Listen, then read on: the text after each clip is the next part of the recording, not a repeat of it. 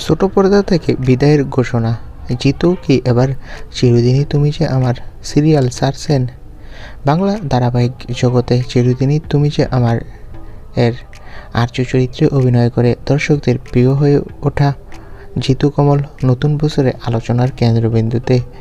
দিতিপ্রিয়া রায়ের সঙ্গে পূর্ববর্তী বিতর্ক এবং পরবর্তীতে শিরিন পালের আগমনের পর জিতুর মানসিক চাপ অনুভব করেন। সম্প্রতি একটা সাক্ষাৎকারে তিনি জানান, ধারাবাহিকে আর কাজ করার সিদ্ধান্ত নেওয়ার ইচ্ছা বা অন্য কিছু কোনোটাই নেই। আমি ধারাবাহিক নিয়ে ভাবতে চাই না। আমার মনে হয়েছে ধারাবাহিকের কিছু সহকর্মী হয়তো আমাকে নিয়ে বিরক্ত, তাদের সঙ্গে সঠিকভাবে কাজ করা সম্ভব হচ্ছে না, তাই আমি আর ধারাবাহিকে ফিরব না। তবে চিরদিনই তুমি যে আমার এই সিরিয়ালটা আমার শেষ সিরিয়াল। যতদিন চলবে আমি ঠিকমতো অভিনয় করব। যদিও চিরদিনই তুমি যে আমার তার অভিনয় জগতে অনন্য মাইলফলক। অভিনেতা সেটা স্বীকার করেছেন।